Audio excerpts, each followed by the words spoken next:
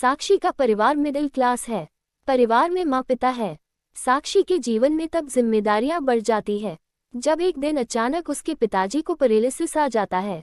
साक्षी पर अब उसके छोटे भाई और एक छोटी बहन के साथ पिता के इलाज और घर चलाने का बोझ आ गया है। साक्षी ग्रेजुएट है, वो अब नौकरी करके सारे घर की जिम्मेदारी अच्छे से संभाल रही है। उसे अब अपनी फैमिली के अलावा कुछ नहीं दिखाई दे रहा है। पिता और माँ को साक्षी पर गर्व है। साक्षी ने इस दौरान कई अच्छे रिश्ते को मना कर दिया। इसमें से कुछ उनके रिश्तेदार ने बताए थे, इसलिए रिश्तेदार अब साक्षी से थोड़ा जलने लगे। साक्षी को एक लड़का रचित कुछ दिनों से फॉलो कर रहा होता है। लड़के को साक्षी अवॉइड करती है, लेकिन उस लड़के रचित का रिश्ता लेकर उसकी माँ उनके घर आती है। वो लड़का अच्छी पैसे वाली फैमिली से था। साक्षी को अब अपने माँ और पिता का बहुत ज्यादा प्रेशर होता है। इस वजह से वो काफी मनाने के बाद मान जाती है, लेकिन वो एक शर्त रखती है कि वो अपने घर को संभालेगी और नौकरी नहीं छोड़ेगी। लड़के की माँ यह मान जाती है। शादी होती है। शादी के लिए वो खुश है। शादी के पहले वो लड़के से मिलकर बात करना चाहती है, लेकिन लड़के की तरफ से कोई पहल नहीं होती तो वो भी कुछ नहीं करती। जल्दी में शादी करवा दी जाती है। रचित शादी के दिन ही कई दिनों बाद उसे दिखाई दिया है। बहुत नर्वस लग रहा है।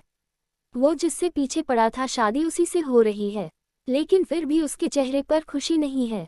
साक्षी को बात अजीब लगती है। उसको अंदेशा हो जाता है कि कुछ गड़बड़ है। सुहागरात कीन से इस पर वो बैठी है और बाहर से कई मर्दों की आवाज आ रही है। तभी वो बैठी बैठी सोचती है कि वो उन्हें आवाज से कैसे पहचानेगी, क्योंकि अभी तक उसने उनकी आवाज सुनी ही नहीं।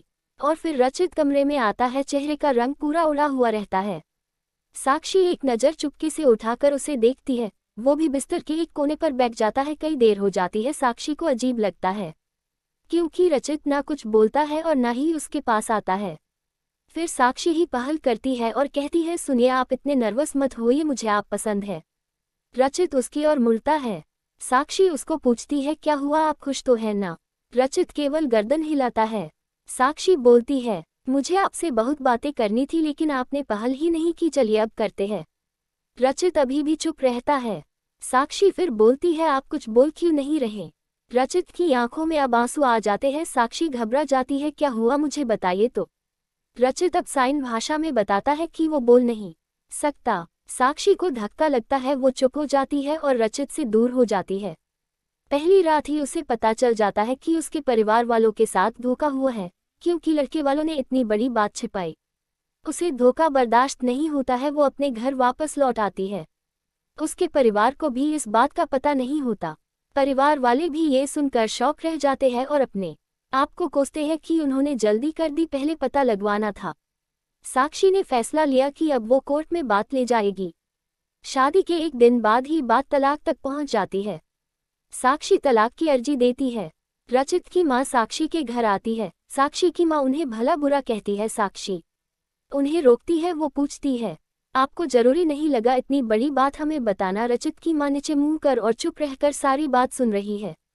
रचित की माँ कहती है कि मैं माँ अपने बेटे का भला ही चाहती हूँ और उसके पिता भी नहीं है। वो साक्षी को पसंद करता है, इसलिए वो साक्षी से शादी करना चाहता था। मैंने हिम्मत की बोलने की, मगर मैं कर नहीं पाई। फिर मुझे डर भी लगा, क्योंकि पहली बार उसने कुछ करने को कहा। उसने तो मुझे बोला था कि तुम्हें सब बता दो, और मैं चाहती भी थी लेकिन नहीं कर पाई। मैंने रचित को भी झूठ बोला कि तुम मान गई, लेकिन शादी के पहले उसे पता चल गया कि मैंने उसको झूठ बोला है। तब तक देर हो गई थी, इसलिए वो खुश नहीं था। साक्षी, शायद तुम मुझे समझ पाओ। साक्षी अभी भी गुस्से में है। वो बोलती है कि मुझे रचित के ना बोलने से कोई प्रॉब्लम नहीं है। गुस्सा इस बात का है कि आपने धोखा दिया, झूठ बोला, और वो मुझे बर्दाश्त नहीं। तलाक की अर्जी के बाद रिश्तेदार तो साक्षी और उसके परिवार की इस हालत पर खुश है।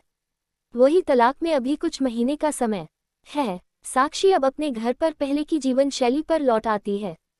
वो जॉब पर जाती है और कुछ दिनों बाद फिर रचित उसे दिखाई देता है, दूर से ही बस। अब वो साक्षी को देखता है। साक्षी के ऑफिस के बाहर वो लगातार आता है। 15 दिनों तक साक्षी उसे अवॉइड करती है।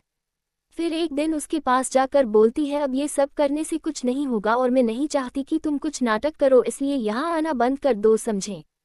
साक्षी की बातें वो सुन रहा है। वो साक्षी को इशारों में काफी पीने को कहता है, लेकिन साक्षी वहां से चली जाती है। अगले दिन फिर वही रचित खड़ा रहता है। साक्षी उसके पास जाकर कहती है, काफी पीकर मेरा पीछा छोड़ दोगे? रचित गर्दन हाँ में हिलाता है। टेबल पर दोनों आमने सामने बैठे। रचित अपने फोन में कुछ मैसेज टाइप करता है। साक्षी उसको देख भी नहीं रही है।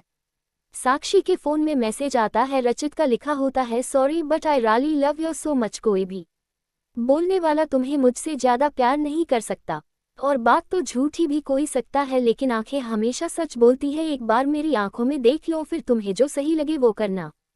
साक्षी का सारा गुस्सा मैसेज पढ़ते ही चला गया। वो धीरे से अपनी आंखें उठाकर रचित की आंखों में देखती है और उसकी आंखों से आंसू निकल आते हैं।